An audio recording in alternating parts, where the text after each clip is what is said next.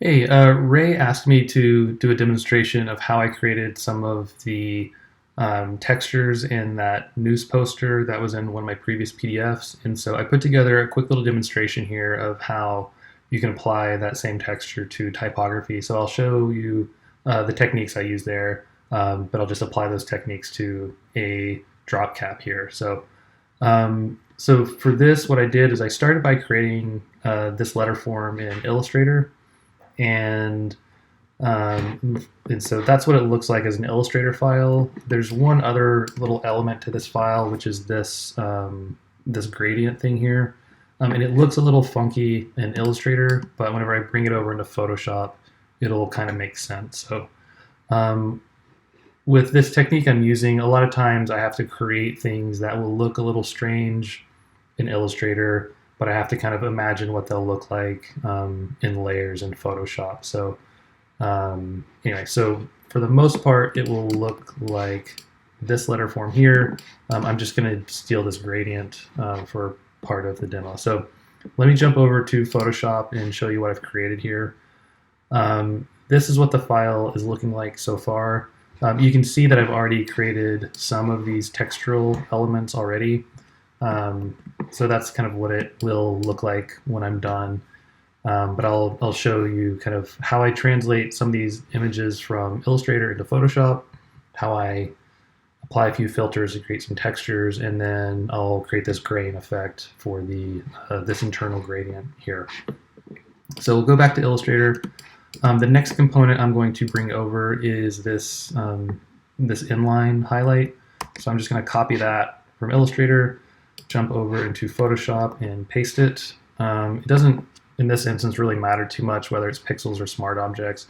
Usually I have an affinity for smart objects. I think they are more flexible, but for this, it doesn't really matter too much. And then, I would typically be a little more careful about the exact placement of that, but that looks about right. So what I rely very heavily in Photoshop on what are called color fill layers. I like them a lot because you can, it's basically a vector object that is built into Photoshop. And so you can easily change colors in ways that you can't if it's just if it's not a color fill. So I'm going to create a new color fill layer by coming down here and clicking on this little circle and come up here to solid color, and it will create a new layer. And it doesn't really even matter what the color is initially, because you can always just click on your Illustrator object to apply that color. And initially it's just going to create just a solid fill. It's going to fill your entire artboard. But you can then go to the layer that you had just created of your Illustrator file, and if you hold Command and click on that layer, it'll create a selection of that. And then I can come back to this layer and now holding Option. So I'm Option clicking on the mask that's attached to my color fill layer.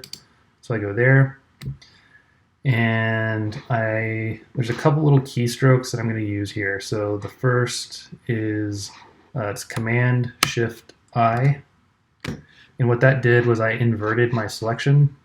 So initially I was just selecting the interior of this A, and now I'm selecting everything except for that. I'm basically selecting the reverse. And then I'm going to set black as my background color, and then I can just hit delete. And so I've basically have filled everything on this layer with black except for my letter A here. And now you'll see that my color fill layer, it's masked to only that shape. So let me Option click back on the color fill layers mask and get here. And now you'll notice here, this is quite smooth. It has that kind of perfect vector smoothness to it. But then whenever we get to everything else, you can see I've run some filters in it that give it a little bit of texture and make the lines a little bit more irregular and kind of wobbly. to give it kind of a more analog feel. So if I go here, I'll show you a series of 3 filters that I'm going to apply. So if I go up to my filter, to filter gallery, the first filter I'm going to use is distort glass. And you might have to adjust your numbers here. Oftentimes in Photoshop, the default numbers that they have for filters are way too strong. So these are the numbers I'm using, so you're welcome to just copy those. So I'm going to click OK on that, and then I'm going to go back and do another filter gallery filter, and next I do distort ocean ripple. This one again you can go way overboard. If your ripple magnitude is way too high, it can be kind of unusable as a filter. This one I find more often than not, I just end up using 1 and 1 for the numbers. So click OK there. And then the last filter I'm going to use is under Sketch, and it's Torn Edges. And click OK on that. And you'll see I now have kind of a nice irregular shape to it. Sometimes torn edges will give you an overly fuzzy edge. If you don't like that fuzzy edge and you want something that's more crisp, you can do another filter and click on Stamp. And Stamp will essentially kind of turn everything just pure black or pure white. There's another little filter you could do called Threshold, which would do a very similar thing. So you can adjust this if you want to. And so you can see that has a much more sharp edge to it. For this demo, it doesn't honestly matter which one I use. It's just kind of for an example. Okay, so that's how I'm getting these irregular edges and making it not look quite so much like a vector file. And then the last thing you'll see that this gradient that I created in Illustrator here, I've already brought over into Photoshop using that exact same technique of creating a color fill layer. And so that's what my gradient looks like here in Photoshop. And it's overly smooth, and it doesn't have that kind of like screen printed texture thing happening to it yet. So the filter I'm using for that, if I option click back into this layer, is under filter gallery. If I go to texture and under grain, you'll see that that's the main thing I'm using here. And again, you can always kind of play with these numbers and get them dialed in to where you like the effect. And that's pretty much it.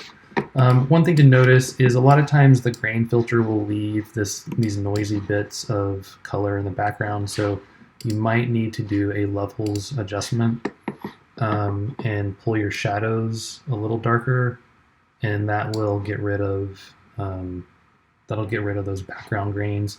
When you do that, you need to then increase your highlights too. You can do that. So whatever you have to do to kind of like dial in the amount of graininess you want. Another option, if you like the way the interior of this looks, and you can always just click OK here.